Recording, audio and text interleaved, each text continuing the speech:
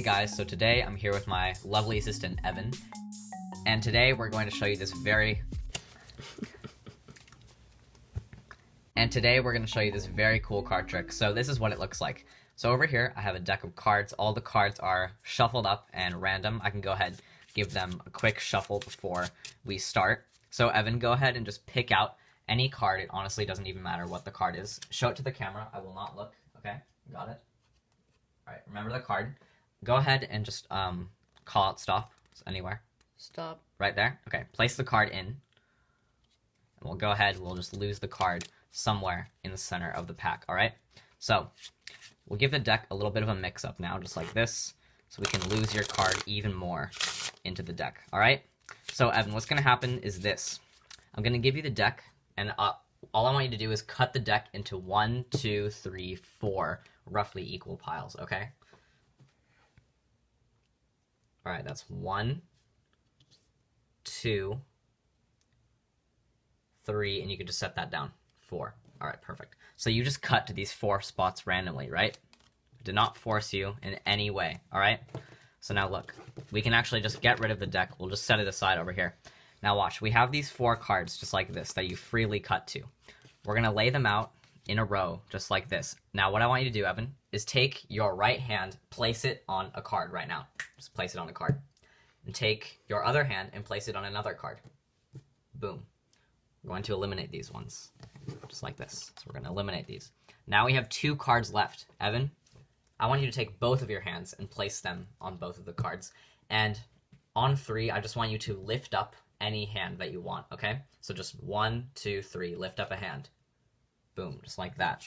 Out of all the cards, you could have cut to 4 spots, and you also could have just chosen any cards, but you stopped exactly at your card. The 3 of hearts. That is the trick, guys, and now for the tutorial. Okay, guys, so here's the tutorial for the trick that you just saw. So this trick is completely impromptu. All you need is a normal deck of cards. They can be completely shuffled by the spectator. And basically, once you have a deck, guys, you're all ready to go. So this is a trick that I really like to do to people when they ask me to do a card trick because it just seems completely impossible. Mostly everything is like up to the spectator because they can cut any 4 piles and then they can choose whichever cards they want to like keep and eliminate. So it seems really impossible. So I'm going to teach you guys how to do the trick right now. So what's going to happen is you're going to have them pick any card. And by the way, this is a shuffled deck. So they can go ahead and pick out any card they want. So let's say they pick out the 9 of diamonds for this case. So the control I used was called the Bluff Pass. So what I did was I actually controlled the card to the 2nd position from the top. So that's basically what the Bluff Pass does. And this is what it looks like. So basically you have them call out stop anywhere. You lift up the pack and you have them place it in just like that.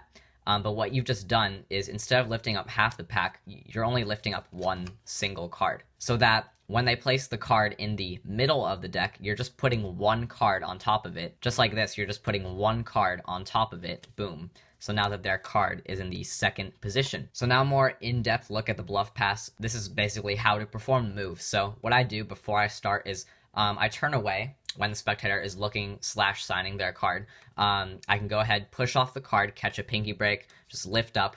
It doesn't really matter what you do at this point because your back is to the spectator. So you can just lift it up on the card because it doesn't really matter because they're not going to be looking at what you're doing at this point. And then what you're going to do is you're going to riffle down about half the deck and just ask them to call it stop. It doesn't really matter when they call it stop. So let's just say they say stop right about here. You're going to leave your thumb there, and what you have this pinky break here. So your thumb here is going to go along the bottom short edge of the card, and then your fingers are basically just going to be going over and covering the top of the deck. And what you're going to be doing is just lifting up this top card, and you're going to let go of the thumb break at the same time. So you're going to go like this, let go of the thumb break, and just lift up the top card.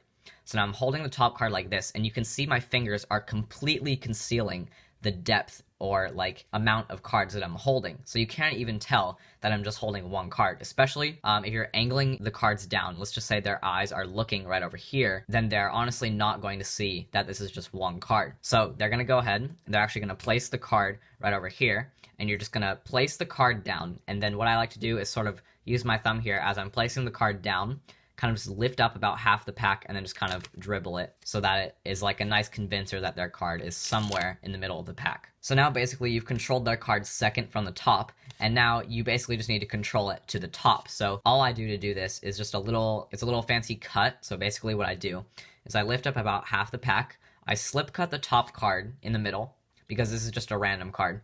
Now their card is actually right here, so I'm going to swing cut about half of this pack on top of this right here. So now their card is on top.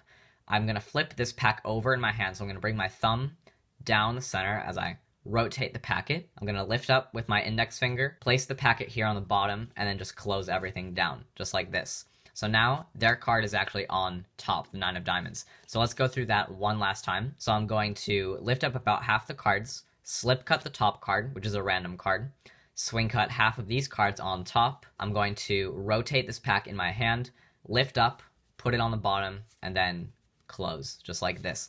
And now their card is now controlled to the top. And now what you can do from this point is you can hold your fingers down in this card and do what's called a retention shuffle, where you are going to overhand shuffle, but you're just holding back the card with your fingers, just like this, so that it stays on top the entire time, no matter how much you shuffle the cards. So basically, you just want to get their card controlled to the top. That's like the main thing you want to do. So now at this point, when their card is controlled to the top, you're going to hand the deck to the spectator, and you're going to ask them to cut 4 roughly equal piles. So what's going to happen is this. They're going to cut 1, 2, 3, 4 piles, just like this. Now, this part is completely up to the spectator. Like, they can cut wherever they want. But you'll notice that it doesn't even matter where they cut, because the top card of the first packet is always going to be their card, because it's just the top card of the deck.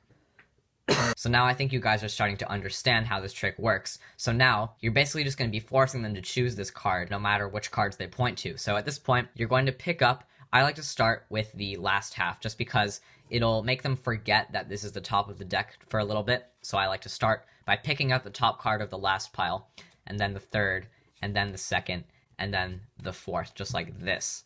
So now their card is right here on top, and then you can just move this entire deck aside. It doesn't really matter right now. So now you have these cards over here. I know that their card is on top here. What I do at this point is just reverse count them, because it just shows that I have 4 cards. Then I'm going to lay them out in a row, just like this. And now I'm going to start the Magician's Force process. So basically throughout this entire thing, I'm going to be keeping my eye on their card, which I know is the first card or the furthest card to my left over here. So I'm going to ask the spectator to take their hand and place it on any card. Now, there are multiple options in a Magician's Force, so I'll give you the first option, which is probably the most likely. They're going to touch a card, and it's probably not going to be their card. And then you ask them to place their hand on another card. So they place their hand on another card. Now, for example, if they're placing their hands on 2 cards that are not their card, then you can say, all right, we're going to eliminate these cards, because then, boom, you're just going to eliminate them. And then at this point, you ask them to cover both of their hands on top, and they can lift up whichever one they want, but you're just going to be forcing this card no matter what they do. So, like, if they lift up this hand, you're going to eliminate this card. And if they lift up this hand, then you're going to eliminate this card. See, it doesn't really matter. You're just always going to end up with the 9 of diamonds. So now let's go back a bit. So let's see, we have the 9 of diamonds here, furthest to my left. When I first asked them to touch any card, they just touch this card. Boom, the trick is over. That's their card right there. And that will get the biggest reaction. But that's kind of rare. There's a way where they can touch their card here, and then another card, which is just a random card. And then you ask them to eliminate these 2 cards over here. And then you continue with the original thing where you ask them to lift up either hand. So let's just say they lift up this hand, eliminate this card, and you'll always be left with the 9 of diamonds. You're basically just narrowing down the search to the spectator's card every single time. So it doesn't even matter which hand they lift up. You're just going to make up your own rules. They don't really know what you're doing. They just think it's all part of the trick, and they think it's just impossible because they're making all the decisions, when in reality, you are actually making all the decisions that's happening. So guys, that's basically the trick. I really, really like the concept of Magician's Force. It just seems like such a fair choice by the spectator. Place their hands on any cards, and then suddenly they just end up with their own card. It just seems impossible. So that's basically the trick, guys. Hopefully you guys like this video, and see you guys for my next one. Bye.